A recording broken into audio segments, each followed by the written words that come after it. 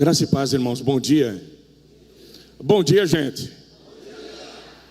Nós estamos numa pegada danada, porque missão não é fácil, né? Eu saí de casa já há alguns dias, na terça-feira, e nós estamos desde quarta-feira nesse impacto aqui em Vargem Grande.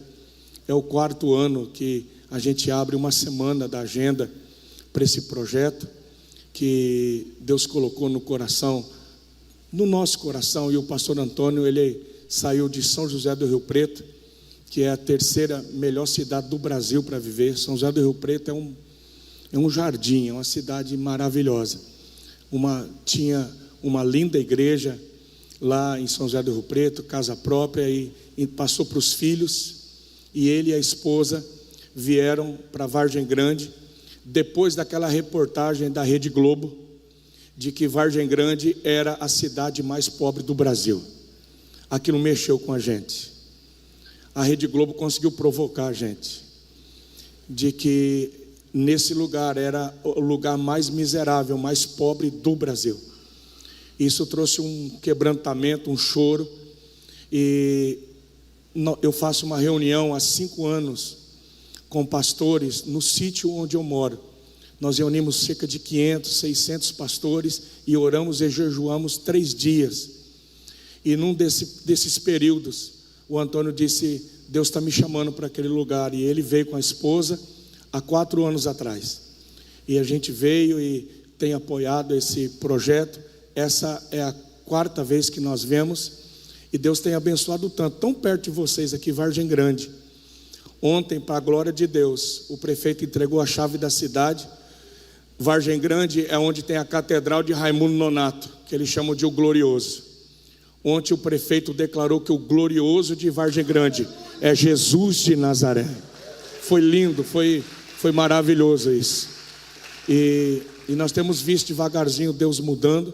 Ontem batizamos um pouco mais de 200 pessoas nesses dias de impacto, e já mais de 1000 nesses 4 anos. Então Deus tem fortalecido, levantado igrejas, líderes, obreiros. Eu fico feliz, né? Porque Deus tem trazido pastores e igrejas de todo o Brasil para apoiar e para estar aqui bem perto de vocês, abençoando e ajudando vocês. Eu vi aqui todos em missão, e eu acredito justamente nisso. Eu não acredito numa igreja que envia missionário. Eu acredito numa igreja que faz missão, onde cada crente, onde cada pessoa tem um compromisso de fazer missão onde Deus colocou. É a primeira vez que eu estou aqui, então eu sei que eu estou até admirado da coragem do Rafael, que quase mudaram o nome dele para Alexandre agora já aqui, né? E é muito difícil a gente não conhecer um pastor, não conhecer e chamar assim para pregar logo de primeira. Então agradeço a confiança, e eu estou torcendo e orando para dar tudo certo, né?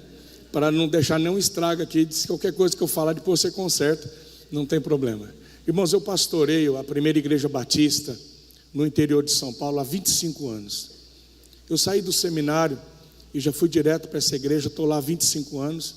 Estou casado há 23 com a Leia, que é pastora juntamente comigo. Eu tenho uma filha de 16 anos chamada Esther. Eu estou pregando aqui agora, e a Leia está pregando na nossa igreja em Andradina. Há 16 anos atrás nós começamos. Deus tem nos dado nesses anos, plantado muitas igrejas como vocês. Mas Andradina eu acabei fica 90 quilômetros de Junquerópolis.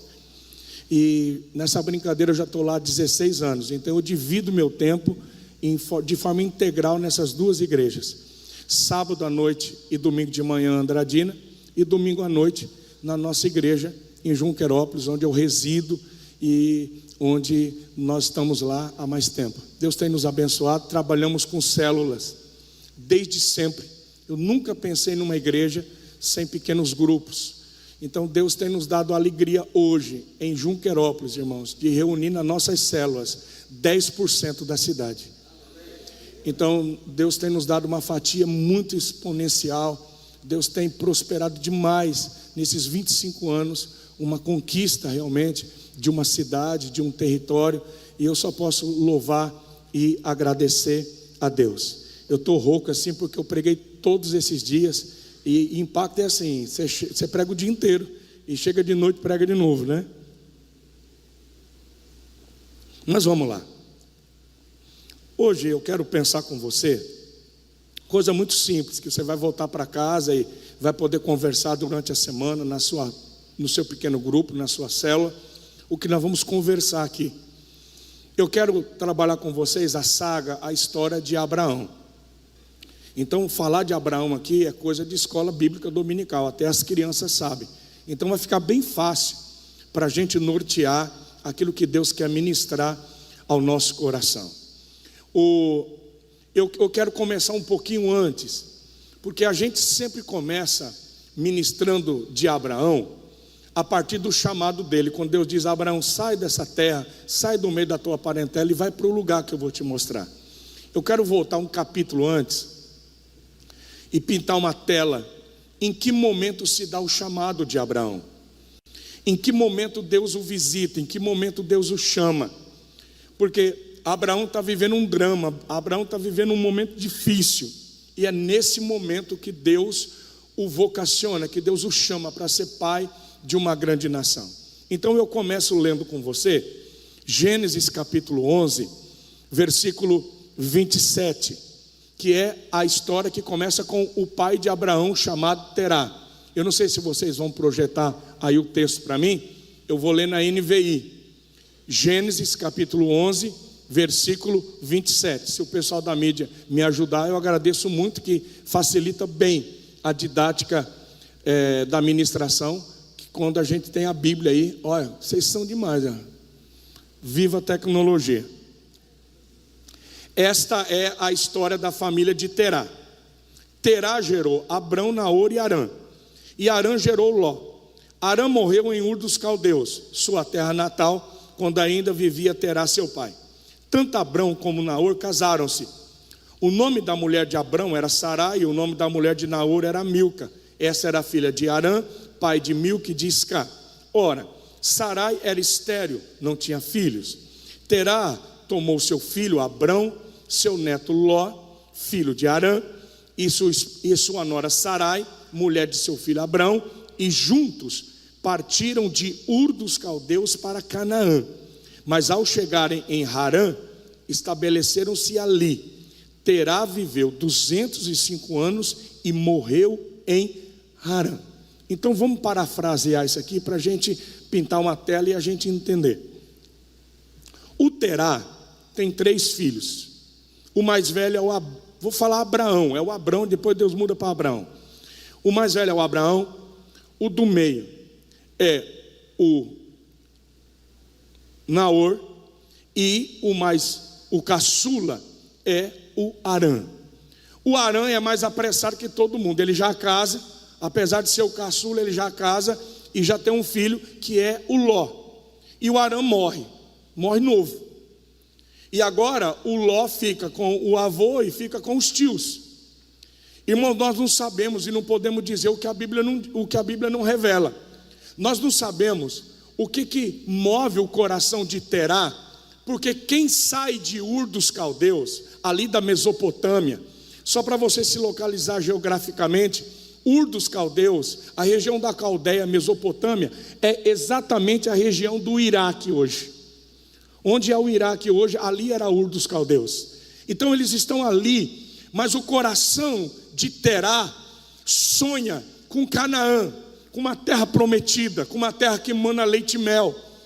Eles estão longe, eles estão distantes, é uma outra região, outro país. Mas o Terá é movido, não sei se alguém fala com ele, ou se algum parente passou por lá, mas ele diz: eu quero ir para Canaã, eu quero sair daqui. E ele logicamente chama a sua família. O Naor, eu estou parafraseando, irmãos, o Naor diz assim: não vou, pai, vou ficar aqui com a Milca, vou ficar com meus amigos, estudei aqui, gosto daqui, vou ficar com meu sogro, com a família da minha mulher, eu não vou embora daqui não, vou ficar aqui. E o Terá olha para o mais velho, para o Abrão, e diz assim: vamos com o pai, filho? Ô Sara, vamos com o sogro? E o Abrão diz assim: nós vamos com o senhor. E o Terá vai com a Sara, com o Abrão, com o Ló. Eles saem de Ur dos Caldeus e seguem para esse sonho, para esse projeto, vamos para Canaã. Mas alguma coisa acontece no meio do caminho. Nós também não sabemos o que aconteceu. Se foi uma guerra, se foi um acidente, se foi uma doença, se foi o cansaço, nós não sabemos o que aconteceu, mas eles chegam no meio do caminho, numa região chamada Harã. Harã significa lugar seco, lugar de estio, sequidão. Eles chegam em Harã e eles ficam ali, se estabelecem ali, e ali naquele lugar seco, no meio do caminho, sem conquistar o destino, o Terá morre. Agora eu fico imaginando a frustração, a decepção de você ter um sonho, de você ter um propósito e de você não chegar, de você não conquistar. E é exatamente nesse cenário, porque agora Abraão está vivendo um drama. O que eu faço da minha vida? A minha referência está morta, o meu líder está morto, o meu pai acabou aqui. O que eu faço? Eu continuo nesse lugar seco? Eu termino onde meu pai terminou? Eu volto para trás, para Ur dos Caldeus? Ou eu vou para frente? Ou eu avanço? Eu não sei se você já viveu uma encruzilhada na sua vida. Isso é muito frequente na nossa existência. Quando você chega num momento que você tem que tomar uma decisão. Eu continuo ou eu fico aqui? Ou eu volto para trás? O que eu faço da minha vida? São momentos de inflexão, são momentos que a gente tem que tomar decisões. Moisés está vivendo esse drama. Abraão está vivendo esse drama. E é exatamente nesse momento que Deus o visita. Leiamos então Gênesis capítulo 12.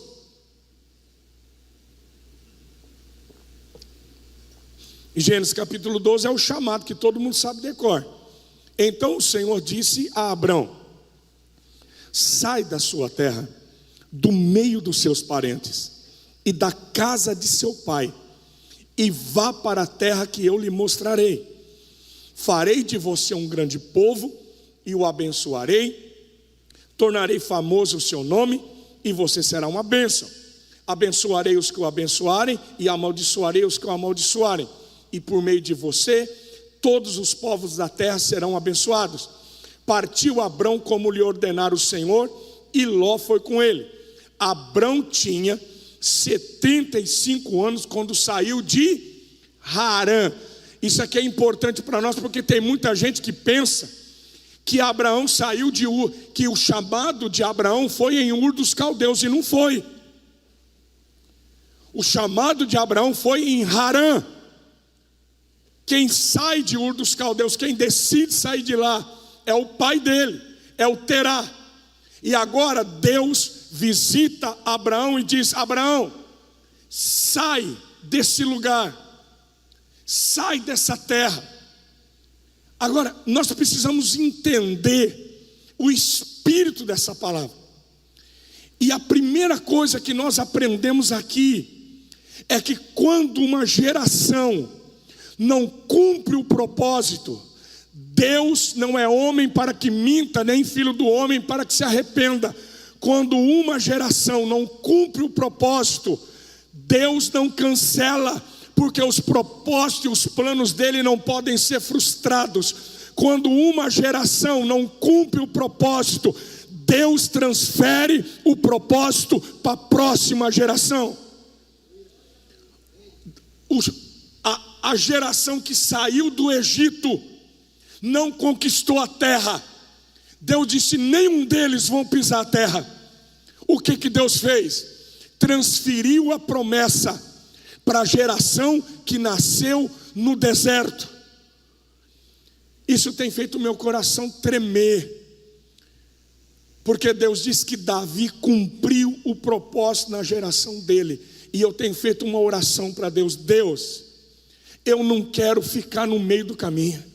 Deus, aquilo que o Senhor tem para eu realizar nessa geração, Eu quero cumprir. O Senhor não precisa transferir para a próxima. O que o Senhor tem para a próxima, ela vai viver. Mas aquilo que o Senhor tem para a minha geração, aquilo que o Senhor tem para a minha vida, eu quero terminar a minha vida dizendo: está consumado. Eu terminei a carreira e agora eu posso voltar para casa. Diga aleluia.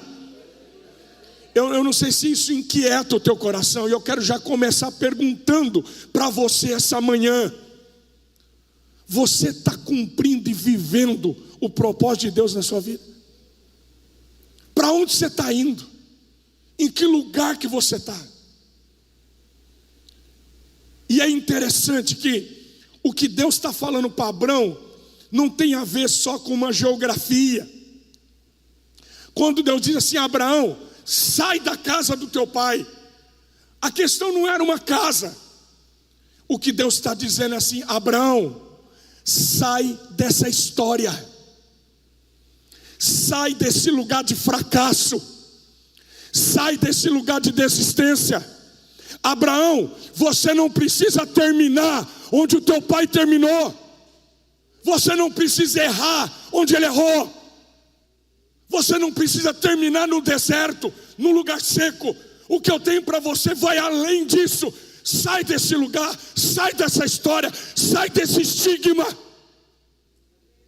Você pode construir uma outra história. Irmãos, nós temos uma tendência de sermos paralisados e de sermos aprisionados pelas histórias da nossa família. Eu, pastoreando a mesma igreja há 25 anos, a gente começa a acompanhar histórias de pais, de filhos e de netos. Algumas semanas atrás entrou uma senhora de idade, uma velhinha no meu gabinete. E ela disse assim: pastor, trouxe minha filha e trouxe minha neta. Pastor, eu queria que o senhor orasse por nós, porque a nossa família vive uma prisão e uma desgraça há 3 gerações. Ela disse: pastor, a minha filha está aqui. Eu me casei com 14 anos, grávida. Quem fez meu casamento foi o delegado. Eu engravidei de um rapaz. Meu pai foi atrás dele com o delegado e disse: ou casa ou morre. O rapaz decidiu casar na hora. Você vê que amor? Por livre e espontânea pressão. Ou casa ou morre. Pensa num tempo bom, irmãos. O delegado falou: quem fez meu casamento? Eu tinha 14 anos. O delegado fez meu casamento. Nasceu essa aqui, pastor. E a gente tem sofrido, vivido tempos difíceis. Aí minha filha, pastor, casou grávida dela, da minha neta. E agora minha neta está aqui, pastor, e está grávida também. E o rapaz não quer casar com ela, que agora não tem delegado para fazer casar. Não sei se é bom ou é ruim, mas não tem mais delegado para fazer casar. Falou: pastor, ora por nós, porque a minha filha está sofrendo. O meu bisneto vai nascer, pastor, e não vai ter o nome do pai no registro. Pastor, o que aconteceu comigo está assim. Eu sei que eu estou pregando aqui, você está pensando, porque tem famílias que estão vivendo os mesmos dramas, de um pai violento, de um filho violento, de famílias perseguidas pelo vício, de famílias perseguidas pelo divórcio, de famílias perseguidas pela violência, pelo crime.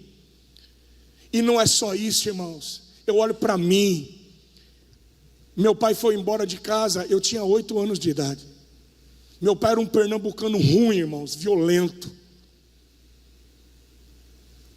Um homem que espancava a mim, minhas 2 irmãs e minha mãe. A minha lembrança é da minha mãe sangrando. É do papai entrando em casa e a minha irmã fazia xixi porque tinha medo dele. Então ele foi embora e deixou eu, minhas 2 irmãs e minha mãe no sertão do Mato Grosso. Minha mãe analfabeta, criou a gente no Cabo da Enxada, capinando seringueira. Então, casamento para mim era um ambiente inóspito.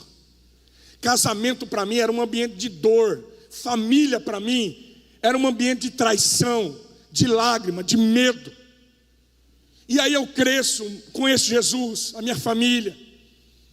Deus me deu graça, meu pai foi salvo, eu batizei meu pai, glória a Deus por isso. Mas eu me torno pastor solteiro, 27 anos, solteiro. E um dia um velho pastor, meu professor de seminário, ele chegou perto de mim, me conhecia profundamente. Ele olhou para mim e disse assim: Jetro, você tem 27 anos, você precisa casar. Um pastor tem que ter família. Deus vai te dar filhos. E ele olhou bem nos meus olhos, irmãos, e ele disse assim: Jetro, sai da história do seu pai. Você pode ter uma família que teu pai não teve. Você pode ter um casamento que a tua mãe nunca desfrutou. Jetro, você pode construir um lar, uma família que você nunca teve. Jetro, sai dessa história. Jetro, sai desse lugar. Está entendendo, pastor Rafael? Às vezes é coisa muito simples, mas tem coisas que vão aprisionando, que vão agrilhoando a gente. São histórias que geram sentimentos, pensamentos, sofismas, enganos. E eu vim aqui essa manhã para dizer para você, São Luís, sai dessa história. Não importa aonde a tua família chegou. Talvez você teve uma ótima família, uma ótima referência. Talvez o teu pai e a tua mãe são vencedores, pessoas rompedoras. Talvez não, mas o que Deus está dizendo: você não precisa terminar no deserto, na seca. Você não precisa terminar na vergonha. Você pode chegar onde a tua família não chegou. Você crê nessa palavra? E graças a Deus o Abraão obedece. O Abraão se levanta, vai, e ele chega em Canaã. E a gente vai avançar agora nessa história.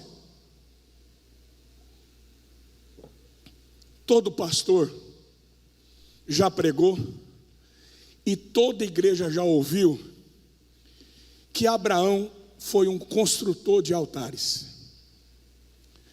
Quando Abraão chega na terra prometida, quando Deus fala com Abraão, ele constrói altares. Então, falou de construir altares, a gente sempre coloca Abraão como um exemplo. Mas eu quero mergulhar um pouquinho nisso com você. Então vamos lá. Vamos agora para o capítulo 13. Desculpa, é isso. Não, um pouquinho antes. Isso.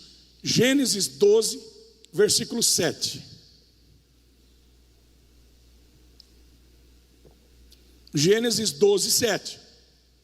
O Senhor apareceu a Abraão e disse: a sua descendência darei esta terra.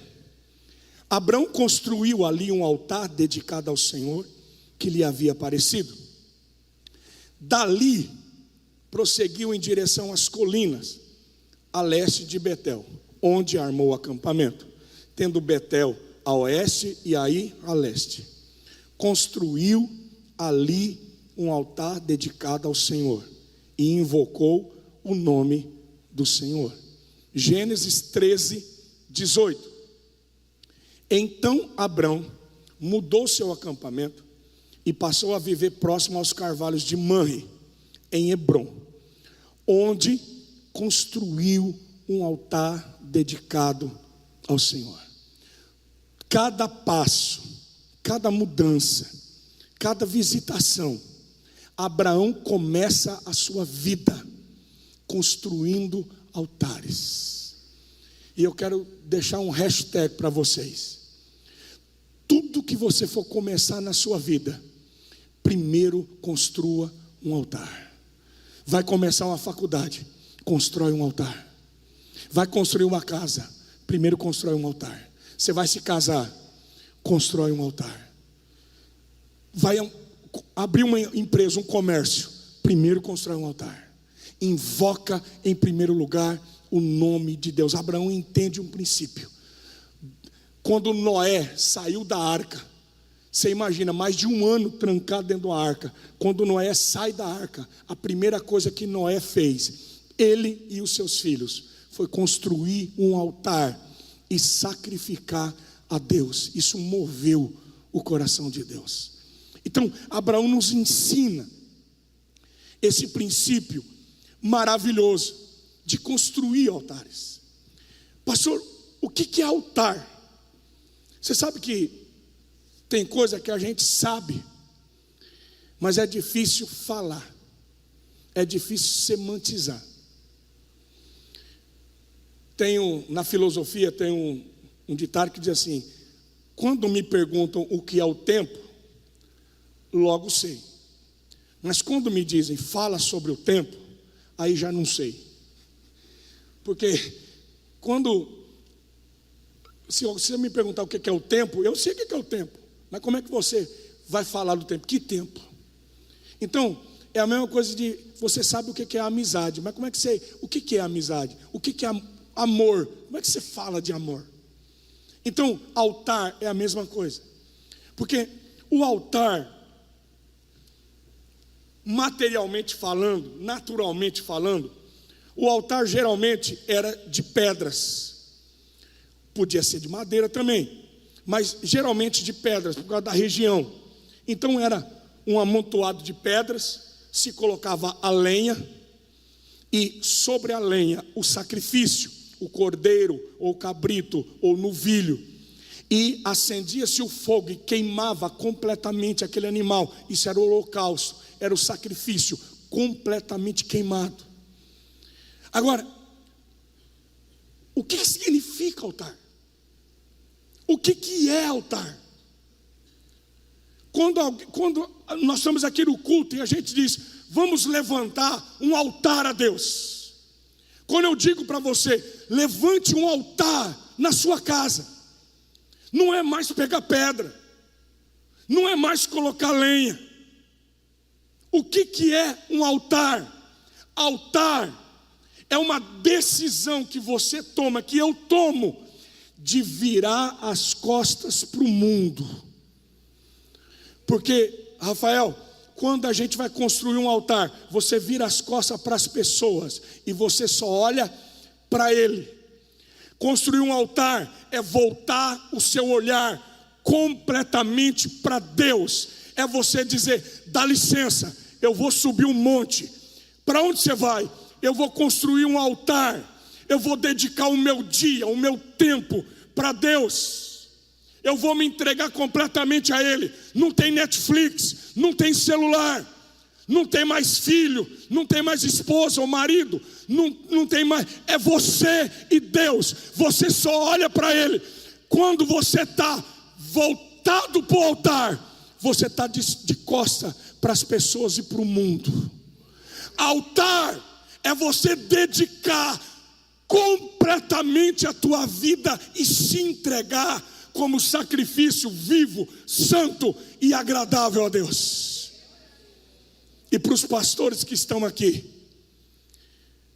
isso é muito difícil para pastor, porque tem muito pastor que não consegue mais virar as costas para a ovelha e construir um altar e olhar só para Deus.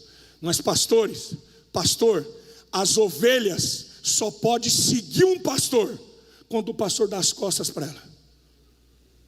É quando o pastor dá as costas para a ovelha e diz, estou seguindo a Jesus Cristo. Desse caminho, para onde o senhor está indo, pastor?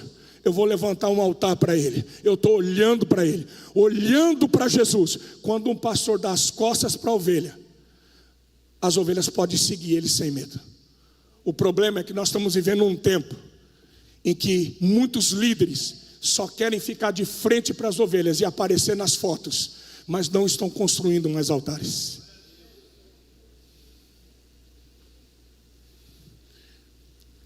Mas eu queria perguntar para você, igreja Maranata, qual foi o último altar que você construiu? Não responda para mim, pensa comigo. Qual foi o último dia que você olhou para a tua família e disse: hoje o meu negócio é com ele, eu vou construir um altar para ele, eu não atendo ninguém, eu não falo com ninguém, hoje eu vou entregar a minha vida e viver só para ele. Qual foi o último altar que você construiu? Não estou perguntando quando você vem no culto, não estou perguntando quando você leu a Bíblia, não estou perguntando quando você ajoelhou na tua cama e fez uma oração. Eu estou perguntando quando que você entregou completamente o teu tempo só para Deus e você virou as costas para tudo e para todos. Qual foi o último altar que você levantou?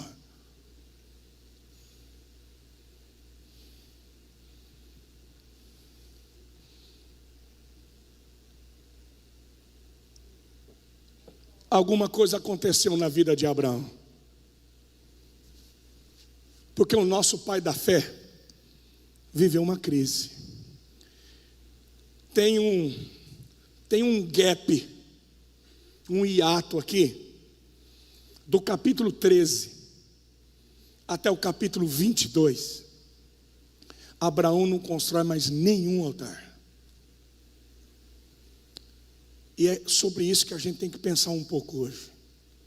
Alguma coisa aconteceu com o coração de Abraão. Do capítulo 13 até o 22, não tem mais altar. O camarada que levantava altar o tempo todo, Abraão parou de construir altares.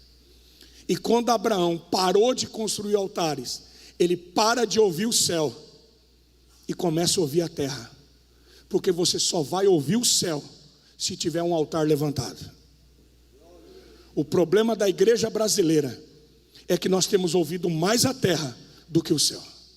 E a gente vive da palavra que sai da boca de Deus. E a gente não vive só para comer e beber do que está nessa terra.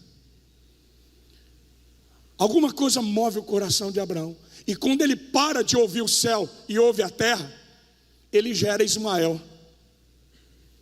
Fruto da vontade humana, da precipitação humana. Abraão deixa de ouvir Deus e ouve Sara. E ele não comete pecado, não teve pecado nenhum, não teve nada ilegal, nada injusto. Agora, deixa eu falar principalmente para os jovens que estão aqui. Essas meninas lindas que dançaram, que vocês dançam demais. Eu também faço parte do ministério lá.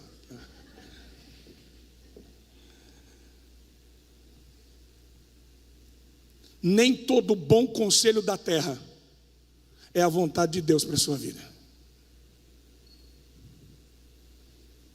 Vocês estão me ouvindo, jovens? Eu não tenho nada contra coach, irmãos. Eu não tenho nada contra mentoria. Tem muita coisa que ajuda. Mas tem muita gente procurando o conselho da terra porque parou de ouvir o céu. Porque nem sempre um bom conselho é o propósito que Deus tem para a tua vida e para a tua existência. E às vezes nós estamos atrás de bons conselhos. Tem coisa que é legítima, mas a gente gera, não pela vontade do céu, a gente gera pela precipitação e pela vontade humana. Quando Abraão para de ouvir o céu, ele começa a ouvir conselhos, ele vai atrás de Ló, ele entra em situações que Deus não tinha para ele. Ele desce para o Egito, ele negocia o casamento, ele negocia a esposa, porque ele para de ouvir o céu e a família dele é abalada. Mas eu entendo Abraão, irmãos. O sábio Salomão diz que a promessa que demora a se cumprir, ela adoece o coração da gente. Já leram isso?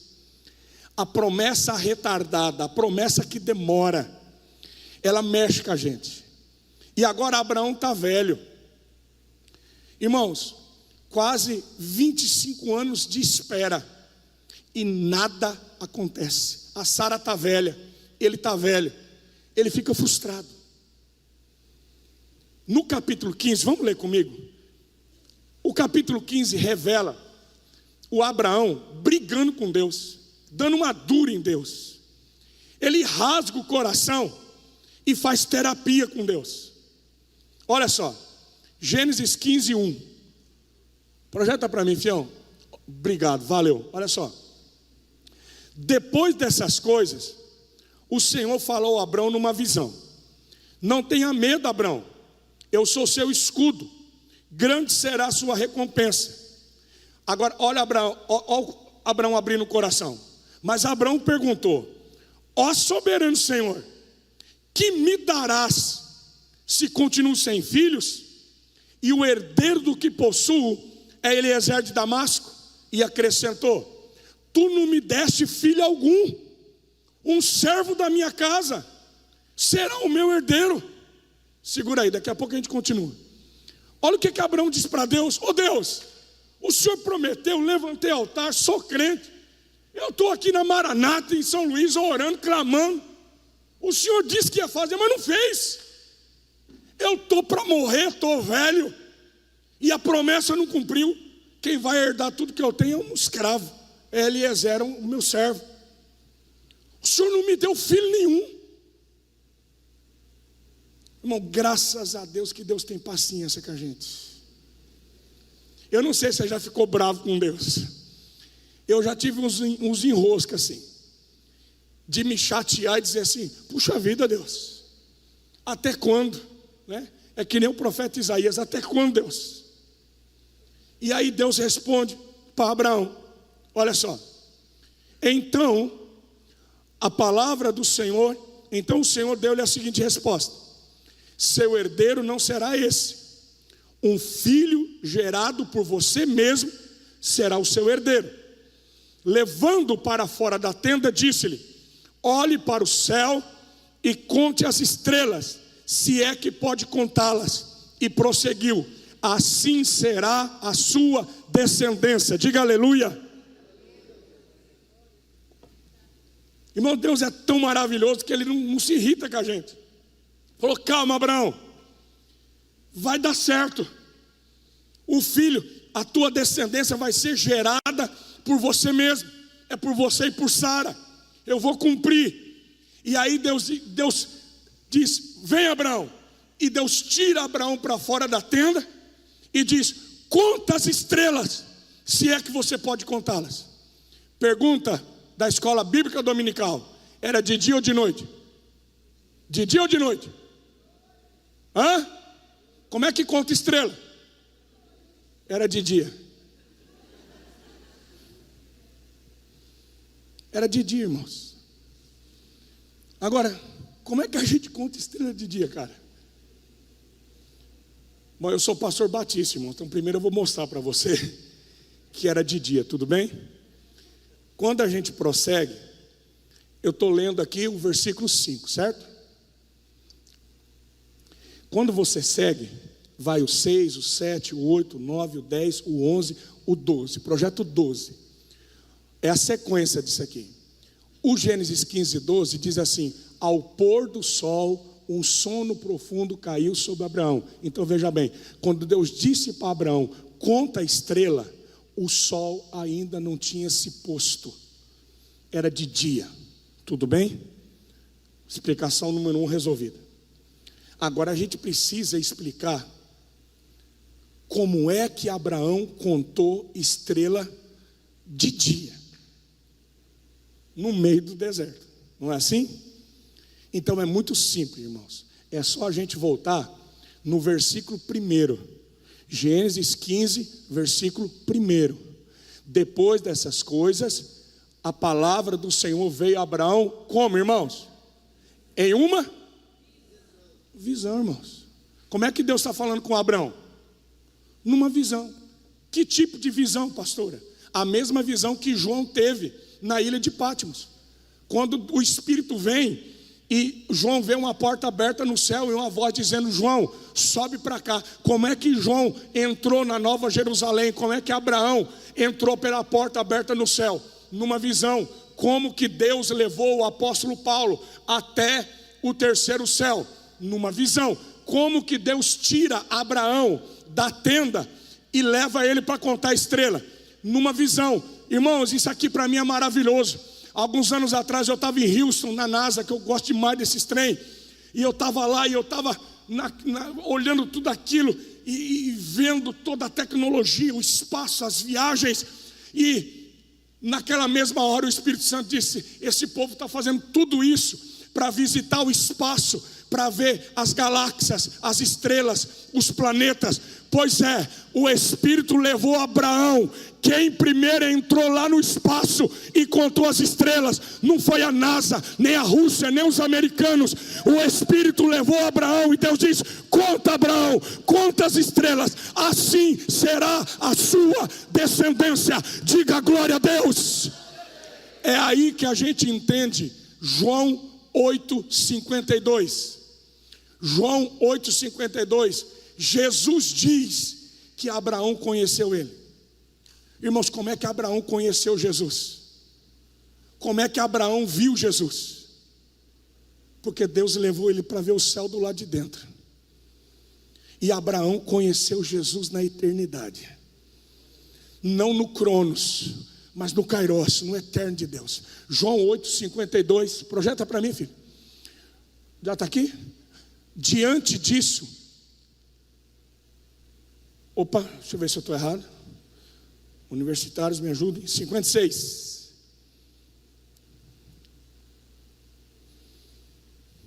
É isso? É. Abraão, o pai de vocês, regozijou-se, porque veria o meu dia. O que ele fez? Ele o viu e se alegrou. Como que Abraão viu o dia do Senhor Jesus? Naquela visão. Irmãos, isso é maravilhoso. É por isso que Abraão não construiu casa. Hebreus 11, versículo 8. Hebreus 11, 8. Projeta para mim. Hebreus 11, 8 diz: pela fé Abraão, quando chamado, obedeceu, dirigiu-se para o lugar que mais tarde receberia como herança, embora não soubesse para onde estava indo. 9. Pela fé peregrinou na terra prometida, como se estivesse em terra estranha. Viveu em tendas, bem como Isaque e Jacó, co-herdeiros da mesma promessa. Por quê? Versículo 10. Pois ele esperava a cidade que tem alicerces, cujo arquiteto e construtor é Deus. Irmãos, como que o homem mais rico de uma região não constrói nenhuma casa, nem um sobrado e nem um prédio? Porque quando Abraão vai lá e ele vê a cidade santa, a cidade construída por Deus, Abraão diz: eu não vou construir nada aqui, porque o que eu quero já está pronto desde a eternidade. Já tem mansões celestiais, irmãos. As moradas eternas já estão prontas.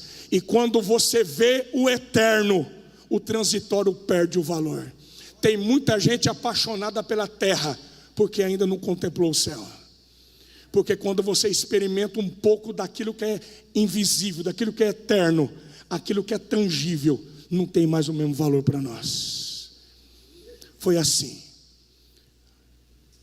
Agora, Deus é fiel e Ele cumpre a promessa feita a Abraão. Vamos terminar. O Isaque nasce. Gênesis 21, versículo 8. Gênesis 21, 8.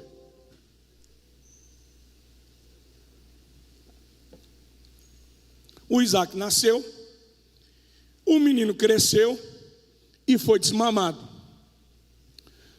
No dia em que Isaque foi desmamado, Abraão deu um grande banquete. Repita comigo: banquete. Então, para você que talvez não tenha um pouco de conhecimento da cultura hebraica, judaica, o judeu tem muitos rituais de passagem. No 8º dia, todo menino é circuncidado. E tem o ritual de passagem, que é essa festa quando o menino é desmamado. Depois, entre 13 e 14 anos, tem o bar mitzvah, que é quando o menino já assume as responsabilidades como adulto. Porque quando o menino entra na puberdade e pode gerar vida, ele já é responsável pelas suas atitudes. A maioridade judaica não é 18 anos, é quando o menino entra na puberdade e ele pode gerar uma vida. Então ele já é responsável pelas decisões e pelos atos dele. Então, esse ritual de passagem, quando o menino é desmamado, não é que o menino estava mamando na teta da mãe. O menino tinha em torno de 6, 7 anos. Esse ritual, o menino é desmamado, é quando o menino não anda mais com a mãe. Até 6, 7 anos, o menino fica com a mãe. É a mãe que ensina, é a mãe que ajuda. Onde a mãe vai e leva o menino, é a mãe. A partir dos 6, 7 anos, tem esse ritual e a mãe pega o menino e diz: agora, teu pai. O pai vai para a roça, leva o moleque. O pai vai viajar, leva o moleque. O pai vai comprar um carro, leva o moleque. Vai comprar um jumento. Onde o menino aprende a ser homem com o pai. O menino não fica mais com a mãe. O menino está ao lado do pai todo dia, aprendendo o trabalho, os negócios e a personalidade, o caráter do pai. Diga aleluia. Não vamos implantar isso aqui em São Luís. Vamos desmamar os meninos. Os pais vão começar a carregar os moleques agora. Tem que ser assim. Glória a Deus por isso. Então, agora, o que é importante aqui para nós, irmãos? Vejam bem. Abraão não construiu mais nenhum altar. O menino é desmamado. O que Abraão faz? Um banquete. Abraão faz um banquete, mas ele não constrói um altar. Abraão está fazendo banquete com a promessa, mas ele não constrói altar para celebrar a promessa. Isso aqui tem que fazer a gente parar. Porque se tem uma coisa que a gente gosta de fazer como igreja, é banquete. E Deus ama banquete. Deus não tem problema com festa. Deus não tem problema com banquete. O problema é quando nós estamos fazendo banquete com a promessa, mas nós paramos de construir altares. Vocês se lembram da rainha Vasti e da Esther? Todo mundo conhece. O rei Assuero, o Xerxes, imperador, o grande rei do Império Persa, ele dá 6 meses, 180 dias de banquete, depois 7 dias de banquete no palácio dele, e manda chamar a rainha dele, Vasti, que era a mulher mais bonita de todo o império. Ele diz: mande chamar ele amava tanta rainha que mandou construir um palácio para ela, igual Herodes construiu para Antônia, a fortaleza de Antônia. Um homem apaixonado constrói castelos, irmãos. Construiu um castelo para Vasti e mandou chamar Vasti no castelo dela. Diga para minha rainha colocar a coroa, as vestes, e se apresentar diante de mim, para que todos vejam a sua glória.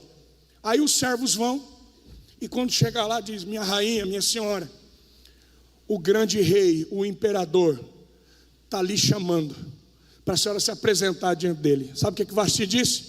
Diga para o meu senhor que eu não vou. Diga que eu não posso, porque eu estou fazendo banquete com as minhas servas. Não posso estar diante do meu rei, porque eu estou fazendo o meu banquete. Irmãos, eu fico pensando na coragem desses servos de dar notícia para o cara.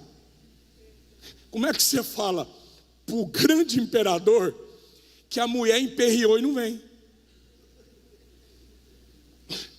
Eu acho que os caras já vão tremendo. E quando o Assuero olha: cadê minha rainha? Ela não vem, meu rei. Ela está fazendo o banquete dela. E ele se ira, irmãos. Chama o seu conselho e diz: o que eu faço? E a decisão é que nunca mais ela veja a face do rei. Que se levante outra melhor do que ela. E aí vem Esther. Olha a diferença. Vasti não podia estar diante do rei, porque estava fazendo banquete. Mas a Esther jejua 3 dias para se apresentar diante do rei.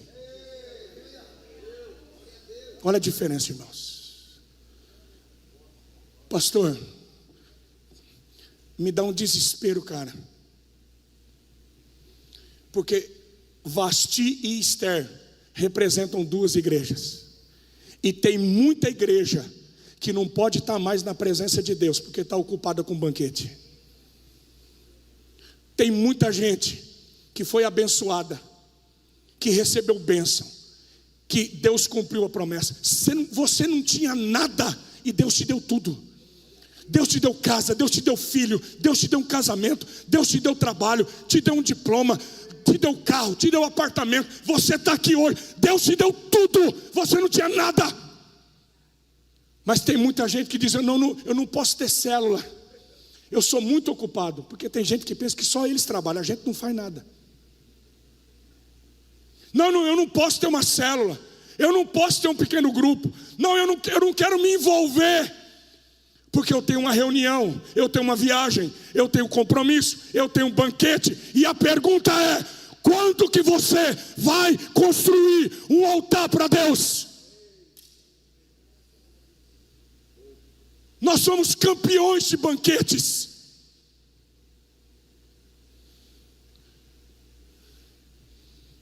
A igreja brasileira tem feito muita festa, mas nós temos chorado, clamado, nos ajoelhado e nos prostrado muito pouco. Irmãos, eu não sou diferente de vocês, que eu não sou melhor do que ninguém. Eu tenho uma filha só. A minha filha ama a festa. Ela faz um aniversário já pensando no outro. A gente faz, eu vi o pessoal fazendo aniversário de casamento aqui, parabéns. Todo aniversário de casamento, o que a gente faz? Primeiro, uma coisa simples: a gente vai comer uma pizza. A minha esposa gosta de inventar coisa, café da manhã. Vamos fazer uma viagem. A gente sempre comemora o casamento. Não tem problema, irmãos, é uma bênção. Agora a pergunta é: foi o que Deus falou para mim, qual foi o último altar que você construiu pelos seus filhos? Qual foi a última vez que você disse: hoje, esse altar é pelo meu casamento, é pela minha casa, é pela minha família? A gente programa as festas, mas a gente não constrói altares. E aí, irmãos, eu termino, porque Deus vai atrás de Abraão. E no capítulo 22, Deus pede para ele: constrói um altar de novo para mim. Termino com isso agora.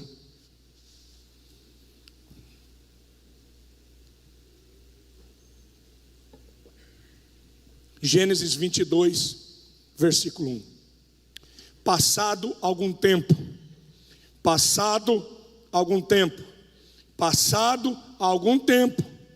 Deus pôs Abraão à prova, dizendo-lhe: Abraão. Ele respondeu: eis-me aqui. Então disse Deus: tome seu filho, seu único filho. Ô irmãos, Isaac era o único filho de Abraão? Era o único filho, irmãos? Por que Deus diz que é o único filho? Porque Deus nunca vai te pedir o que você fez com a tua força. Ele só vai te pedir o que Ele te deu. Deus nunca vai pedir para você sacrificar o que é fruto do teu esforço. Deus só pede o que Ele dá, porque Ele dá semente àquele que semeia. Abraão, eu quero o filho que eu te dei, não fruto da tua precipitação. É o único filho, que é o da promessa. Me dá o teu filho, o teu único filho, Isaque, a quem você ama, e vá para a região de Moriá, sacrifique-o ali como holocausto, num dos montes que lhe indicarei. E você sabe, Abraão obedece. Você consegue perceber que tem um déjà vu aqui? Como é que começa a história de Abraão no capítulo 12? Abraão, sai dessa terra, vai para um lugar que eu vou te mostrar. Agora Deus diz: Abraão, sai de novo e vai para um lugar que eu vou te mostrar. O que Deus está fazendo com Abraão? Vamos recomeçar, cara. Abraão, você lembra quando você começou? Abraão, você começou construindo altares. E eu quero que você construa novamente um altar para mim, que você entregue o que você mais ama. A Bíblia diz: passado algum tempo. Quantos anos Isaac tinha, irmãos? Quantos anos Isaac tinha? 37 anos. 37, filha. E eu lhe provo, Sara tem Isaac com 90. Quando eles descem de Moriá, Sara morre com 127 anos. 90 para 127, Isaac estava com 37 anos. 37 anos. E não tem notícia de nenhum altar. Abraão, a gente precisa recomeçar, Abraão. Abraão, você lembra quando você entregou tudo para mim, que você deixou tudo? Agora eu quero que você me entregue o que você mais ama. E Abraão vai, coloca Isaac, pega o cutelo, lembra disso? E quando Abraão vai sacrificar Isaac, Deus brada do céu: não, Abraão! Não toque no menino, não fira ele, porque eu sei que você me teme, que você me ama, porque você não me negou Isaac. Agora, igreja, olha para mim, olhe bem para mim. Deus queria Isaac, irmãos. Deus queria Isaac. Não, o que Deus queria? Deus queria Abraão de volta para ele. O que Deus queria era o coração de Abraão de volta no altar dele. Irmãos, o que Deus quer não é teu dinheiro, não é tua oferta, não é teus filhos. Irmãos, o altar para Deus é só um símbolo. Pastor, o que Deus quer? Deus quer você de volta para Ele. Filho meu, dá-me teu coração. Porque a gente se perde, irmãos. Alguns dias atrás, Deus vem falando isso no meu coração, porque o que eu recebo do Senhor é o que eu estou ensinando para vocês. E eu percebi, irmãos, que nesses 25 anos pastoreando, a igreja crescendo, prosperando, viajando para muitas nações, Deus vai dando muita coisa para a gente, Ele vai cumprindo promessa. E eu estava lá no bambu orando, e Deus me disse assim: Jetro, você lembra quando a gente começou? Jetro, você lembra quando você me entregou tudo? Em 99, irmãos, eu tinha acabado a faculdade, a minha segunda faculdade foi Direito, era o meu sonho, ter meu escritório, advogar. Eu tinha 2 empresas, eu era um empresário, comerciante. Em 99, Deus me visitou e Deus me disse: quem subirá ao monte do Senhor e quem estará no meu santo lugar? Eu era noivo, 5 anos, os móveis comprados para casar, e Deus me disse: eu quero que você coloque os teus diplomas na gaveta, que você venda as suas empresas. Eu quero que você trabalhe só para mim, nunca mais você vai trabalhar para o homem, você vai viver pela fé. A minha noiva me abandonou, irmãos, 5 anos, eu quase morri. Os meus amigos achavam que eu estava doido, mas eu entreguei tudo para o Senhor. Essa é a minha experiência, não é experiência. Deus trabalha cada um do jeito que quer, mas essa foi a minha experiência. Mas eu me casei, eu me tornei conhecido. Deus me prosperou demais, me deu casa, me deu nome, igrejas, viagens. 25 anos se passaram. Eu te fiz um propósito de fazer um jejum de 7 dias, só na água. Quando eu estava terminando, Deus me disse: não para não, quero que você faça 40. Terminei agora, no dia 24 do mês passado. E nesses 40 dias de jejum, Deus me disse assim: Jetro, você consegue entregar tudo de novo para mim? Você consegue subir Moriá e construir um altar? E do mesmo jeito que um dia você entregou tudo, você consegue entregar tudo de novo? Irmãos, eu nunca pensei que fosse tão difícil construir de novo um altar. Irmãos, eu nunca pensei que fosse tão difícil abrir mão e entregar ao Isaac aquilo que a gente ama, porque a gente vai se apaixonando pelas coisas. Igreja, São Luís, olha para mim. Você lembra quando você começou? Você lembra o dia, minha filha, que você disse assim: Jesus, eu estou te entregando tudo? Você lembra, pastor, quando você fez isso? Você disse: Jesus, o que o Senhor pediu eu te dou. Você entregou tudo. Mas os anos vão passando, e a gente começa a fazer banquete com as bênçãos, mas a gente para de construir altares. Fica de pé essa manhã. Eu queria pedir uma música só para trabalhar o pessoal do louvor, que eu vi que a banda é boa, e quem é bom faz ao vivo. É que eu estou rouco, senão eu não ia cantar com força aqui. Eu acho que todo mundo conhece essa música. Essa música diz: se eu me humilhar diante do teu altar e sacrificar aquilo que me custar. Tu inclinarás então os seus ouvidos ao meu clamor. Mas vale um dia, Senhor, na tua presença. Vamos transformar esse lugar em Moriá, irmãos. Há uma presença do Espírito Santo de Deus aqui. Papai, mamãe, filhos, igreja, Maranata, vamos subir Moriá essa manhã. Você lembra quando você começou, filha? Você lembra do dia que você entregou tua vida, teu coração? Você lembra quando nada mais importava para você a não ser a presença dele? Mas a gente vai se acostumando com as coisas, a gente vai se tornando religioso, a gente vai se contentando com os cultos domingo de manhã. Qual foi a última lágrima que você derramou na presença dele? Qual foi a última vez que você queimou de paixão por ele? Que você ouviu a voz do Espírito Santo? Qual foi a última vez que você ouviu a voz de Deus te dando uma direção? Feche os seus olhos, por favor. Vamos cantar.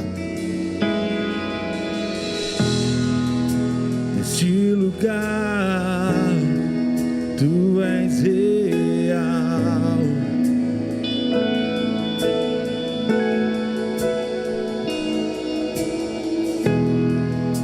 Vou me entregar totalmente.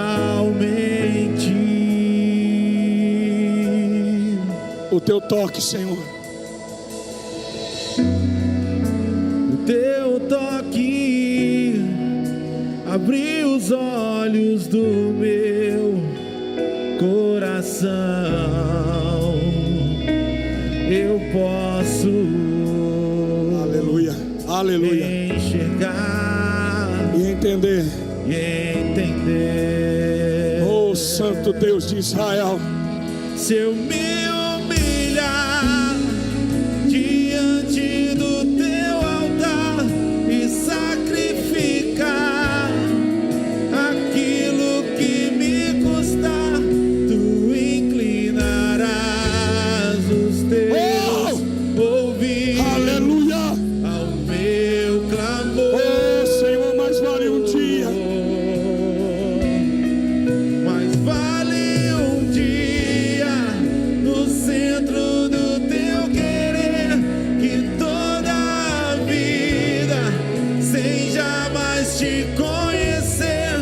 Tu és minha fonte, minha colheita, minha herança.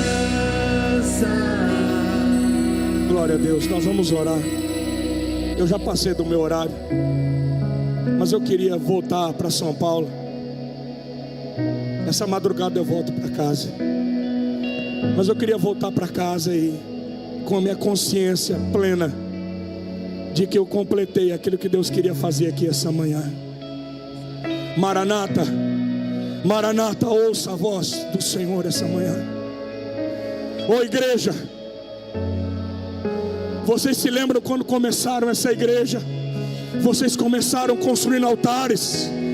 A Maranata é fruto de um avivamento. Vocês são uma igreja que queima na presença do Espírito Santo. E Deus está chamando: Maranata, sobe Moriá. Maranata, constrói o altar. A gente precisa recomeçar. E eu queria orar com vocês. Se você essa manhã disse: Pastor Jetro, eu entendi, eu ouço a voz do Senhor me chamando, e eu quero entregar tudo de novo. Eu quero entregar toda a minha vida, eu quero recomeçar, eu quero me render como nunca antes. Sai do seu lugar, vem para o altar. Vamos transformar esse lugar em Moriá. Se Deus te toca, se o Espírito Santo te toca,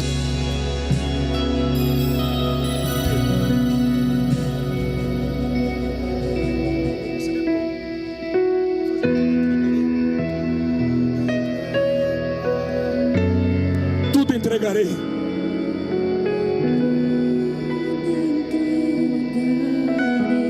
Sim. Por ti, Jesus, bendito, tudo deixarei. Coisa linda, com força, vai. Tudo